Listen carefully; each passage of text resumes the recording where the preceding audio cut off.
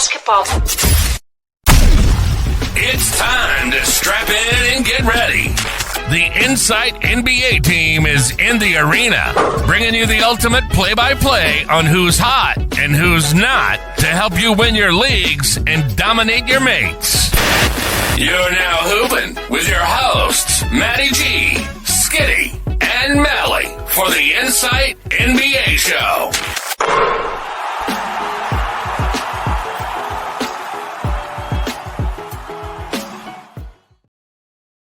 G'day everyone, welcome to the Insight NBA show. I am your host, Matty G. This is the show where we break down the hottest trends and transactions happening across the league right now. And it's always good to do because at this time, because it is where people are starting to change tack for the week ahead, drop off in the car park those who have served them well or even poorly the week before as we look to the next week. And it is week 20. It's either your final week, second final week for some leagues, to be fair. In some, I'm in one, it's the second last week. I'm like, geez, we've made this one drag out, or you are welcoming yourself into your fantasy playoff time. So it's good time to have a look at these transaction trends across leagues. I use Yahoo as a really good basis here. They've got the greens, as you can see, all the way down right here. Now, this is indicating to you how many people have always gone in the last 24 hours.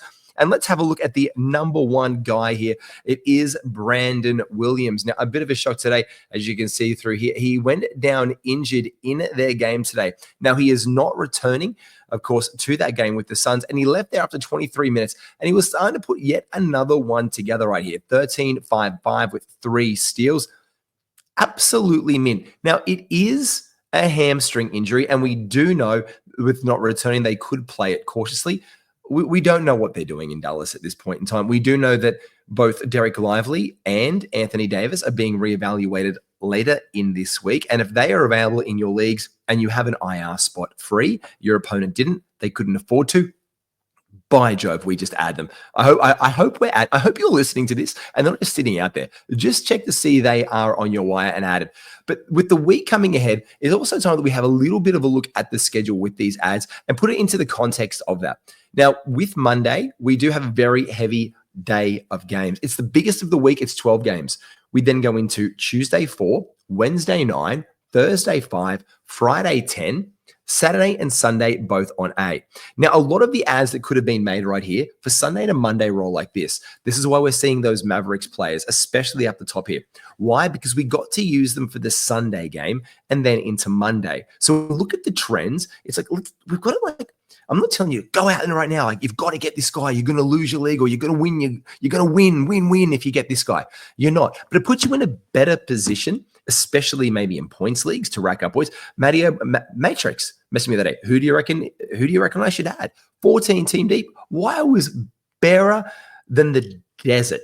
But he put it together, got Jackson Hayes, got some use into him. Then he missed the next game. And you never know these things when they're on the back-to-back set. Last week, I made 2 ads in a league for a combined, I think, 1 minute and 3 seconds played. Kid you not, added Pods, 44 seconds played, added TJ McConnell, got 1 game out of him, and then the next game when I needed him, 19 seconds. I mean, you're never going to know where it goes. But this is why you're seeing, especially right now, a lot of these players. So it puts a bit of a focus to that. The Grizzlies, these guys were finishing Sunday, Monday. So we're not really concerned with Mavs or Nugs or Grizz or Thunder or 76ers guys. Shout out to Boner. Massive game for him today. Massive Boner game. Just needed to say it. The Suns guys, the Trailblazers, the Kings, the Spurs, and the Jazz, when we see them, when we see them on this list, we know that this was our opponent or us ourselves adding them for the Sunday game and setting them up for the Monday. This gives you a bit of an advantage if you can do it right. Or if you're behind the 8 ball, you need to catch up right now because there are only some teams that play on the Monday and Tuesday back-to-back. So let's look at these guys, by the way. The Nets, the Pacers, and the Wizards. In Tuesday, it's the Clippers. And Wednesday, Thursday is none. Now, of all of the schedule notes for this week, the Clippers are interesting. They play another game on the lowest. The best guys here are Brooklyn and Milwaukee, because they play on the low volume games of this week. So they have play on the games where there is the least amount of games, which is the least amount of time for like the least amount that we have to worry about benching, starting, or sitting. So that's a good one right there for us to take part of. So it's here we start to look to the ads and those transaction trends, which start to indicate that we're trying to get the most out of those. So our Bucks guys that we're going to come to, we can look for them. We can also look to get some of our ads for our Brooklyn Nets players to start the week, because these are guys are going to give us the most amount of games played this week without having to worry about the bench start or sit situation. But the other guys on here are very interesting. And like, Matty, can I win with these guys long term? So part of the angle of this show is to let us know, like, why are we getting them? Right here, Najee Marshall. Now, look, he's blowing up. Like, he is absolutely on a screamer right now. But we then have to think about how many games a week is other Mavs playing this week. Are we going to get them for a whole bunch of run? Well, good news, they play 4 games. And Najee Marshall, what he's going to give you in those 4 games is you're probably going to want to run him out with all the injuries there above most of them. So if he's available in your leagues, you absolutely go out there and add a Najee Marshall. Why? Because look at what he has been doing lately. This is phenomenal. He has been in blistering form, an nigh on triple double today, 1 rebound shy in their game against Phoenix. This is massive for Najee Marshall. And I suspect, especially if like our old mate Brandon isn't playing, this guy's just carrying more of a load in Dallas than he should, especially on the back of that Kyrie Irving injury. He has been the number 1 beneficiary. And you can see that he was 30% added to get the Sunday and Monday game in the last 24 hours. People brought him onto their rosters. Now, he is an ad for the week. If he is still available in your week with 4 games ahead, and he's going to be putting up these kind of numbers, again, let's not expect this sexy stat line of 10 assists again. But could he be somewhere in between it at about 3.5, 4 assists a game on about this? In the last week, if you look at his stats over the last week, he has rocketed up to the 40th best player. 500 from the field, 850 from the line, a 3 a game, 23, 10, 4, and 1.7 steals with 2 turnovers a game. He is absolutely worth an ad this current week. And this is a trend we could probably ride out for someone for a little bit longer and stick them into our rosters if we get them. The other guy that's been a lot added here for those back-to-back set is Kessler Edwards. Now, why I want to talk about Kessler Edwards just for a hot second is like, hey, I need a big man. I need to get some big man minutes. Yeah, 3 rebounds, 2 rebounds, and 4 rebounds ain't going to do it, champ. That's not get me chomping at the bit. 1 block a game is fine. You can get that. But the field goal percentage is also not that great for him. Why? Because it was a reach. People might have been chasing points or rebounds or blocks. There could be better options out there on the board. And one of those guys was Mason Plumlee. So this is why he's gone up 4% in the day. He has been putting together the field goal percentage that we expect from our bigs. And he's been doing on a more increasing bunch of volume as well. He's 6% rostered in leagues, 4% in the course of the last day. Now, Phoenix's schedule this week, well, 4 games as well for them. So could we look to booster our field goal percentage and possibly our block shots a little bit? He's not a great rim protector, as you can see here. So again, big guy like this, you might expect some more rim protection. You're not going to get that, but you are going to get high field goal percentage. You are going to get more rebounds than probably out of a Kessler. And he is doing it in, generally speaking, over about 20 minutes a night as well. The games on the 21, the 25, and the 27, really like those, only down to 20 minutes. And you can see that he was almost getting a double-digit rebounds in 17 minutes a game prior to that. In the 34 minutes a game, 7 rebounds, a bit down, but definitely someone we can bring in to boost those big man stats. Surprisingly enough for Mason Plumlee, he's been hitting free throws. This is weird. Seeing him hit volume free throws is just like it's an absolute aberration. You can see his historical free throw percentage right here is between 660, 700, and 636. In the past week, on 4 attempts a game, he has been 900. That is just not sustainable. So just be like, oh, he's figured out his free throw. He's got it. He's unlocked something. I mean, this week he did, by all means, but I just don't think that is something that we're long for.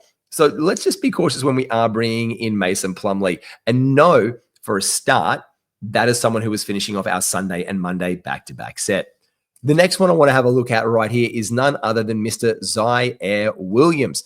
Now, Zaire Williams, I think, will be an absolute ad during the course of this week. We are waiting for news on Cam Johnson and if he'll be back into Monday's lineup or resting on the back-to-back set.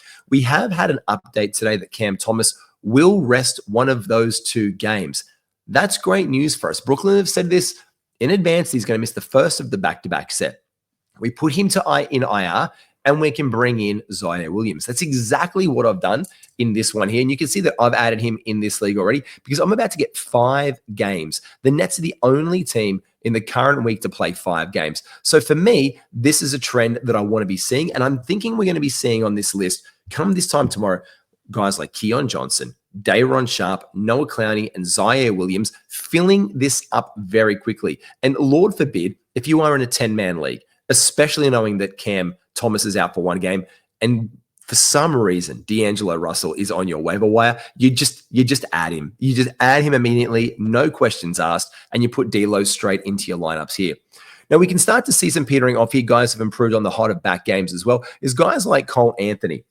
Cole Anthony has been warming up a little bit lately, obviously with the news that Jalen Suggs has been out. Now, they have an interesting schedule. They don't play the first game. There's gaps in between. They do play a back-to-back to finish off the week. So we want to add a guy like Cole 100%, but at the same time, we just want to probably give it, if we're okay in this area, they do play 4 games this week, but they're spaced out. So do we want to start strong? Do we want to finish strong? What are we doing here?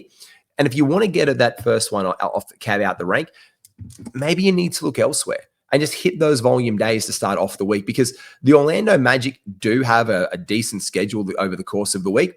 They play against the Rockets. I believe it is on Monday they play. They play on the Monday versus the Rockets. But then the thing with them is I'm looking at their schedule right now. They have the 2 days off. They have the Tuesday, Wednesday. They play Thursday, Friday back-to-back, and then back on the Sunday versus Cleveland. Now, the Thursday, Friday is a little bit better. It's against New Orleans and Minnesota, but I do expect him to be the incumbent point. Maybe it's something that we look at down the track with Cole. I think I'm going to be looking at him as well. So this is a guy that I'm looking to pull into my side where I can. Keon Ellis, another one of these ads over the course of the week. He is obviously in and out of lineups, or he has gone up to finish off that back-to-back set, up 9% in the past day. But again, he is here as a wonderful steal streamer. And if you can catch him during the course of the week, we could probably pick up on Keon Ellis. Kyle Filipowski has been 35% added in the past 24 hours. SMK has grabbed him in this league. Love that. Up 24% to make the most out of this back-to-back, and a very favorable result for the owners who picked him on up. Now, again, we know that the Utah Jazz are playing silly bugger monkeys right throughout the course of the week. They do have 4 games as well.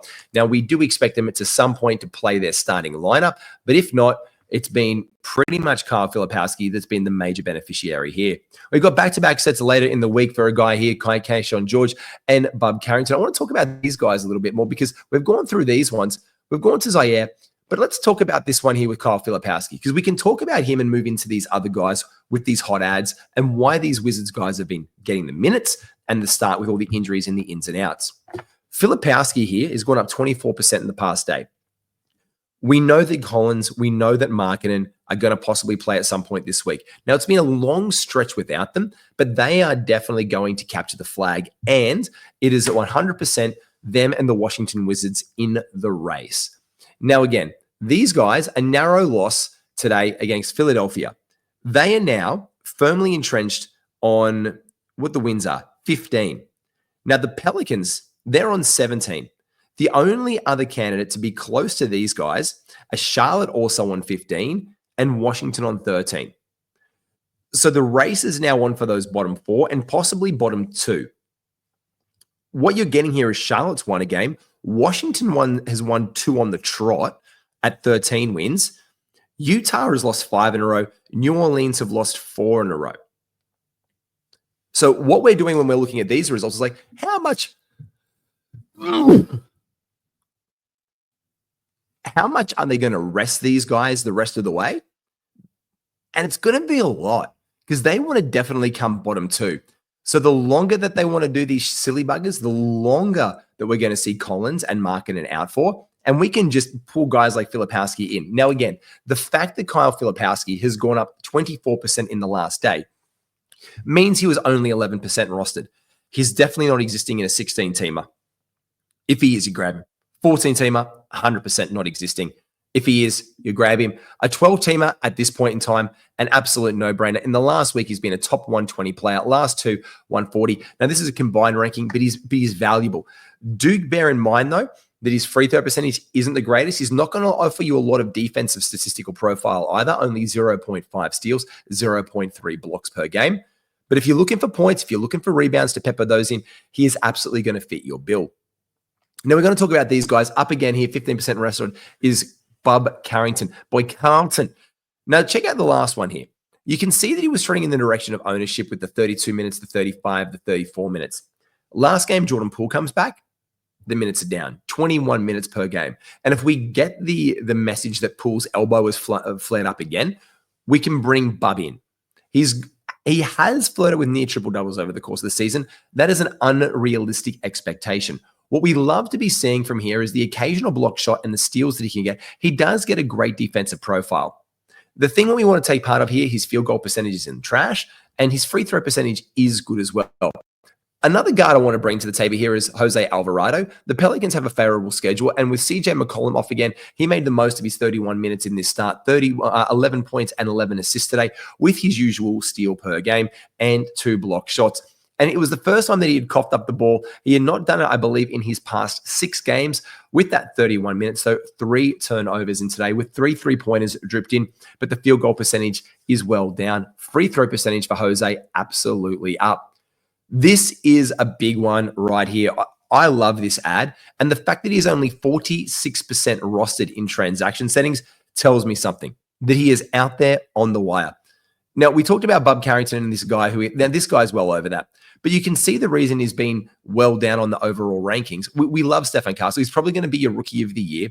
We have to pay attention to his free throw percentage. We can't just have this thing that point guards and shooting guards have great free throw percentage. He doesn't.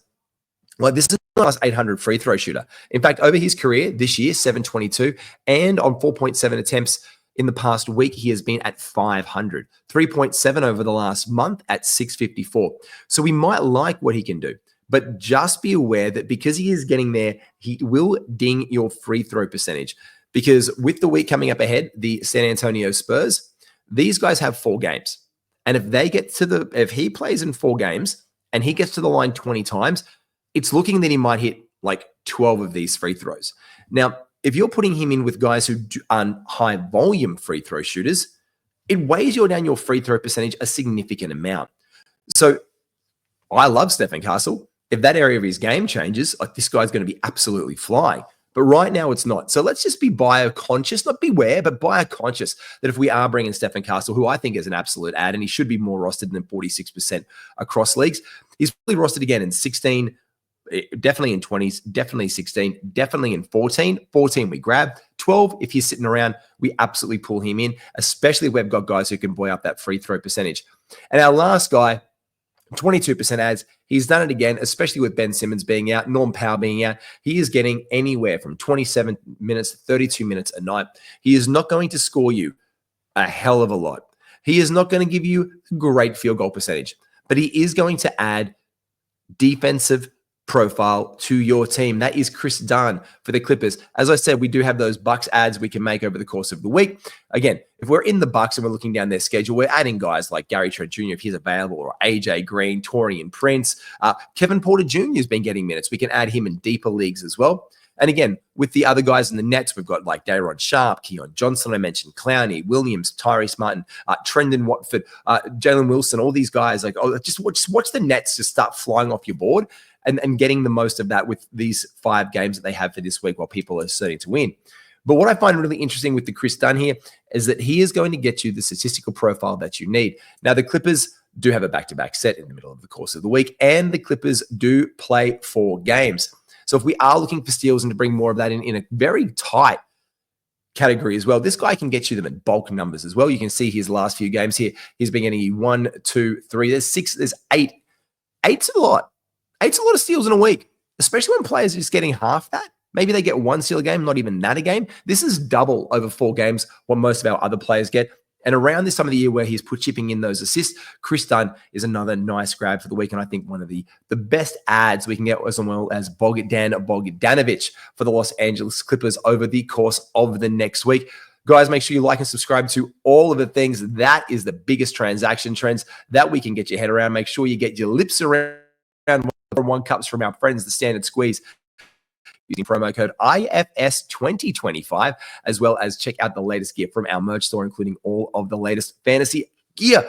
It is right there in the link down below. Shop the products that are in the window. I am Matty G for Insight Fantasy. Wearing a fancy collar. I'm at the office. Yesterday I was at home. Who knows where I'll be tomorrow? I'll catch you soon. Take care. Like and subscribe to All Things Insight. We'll see you soon.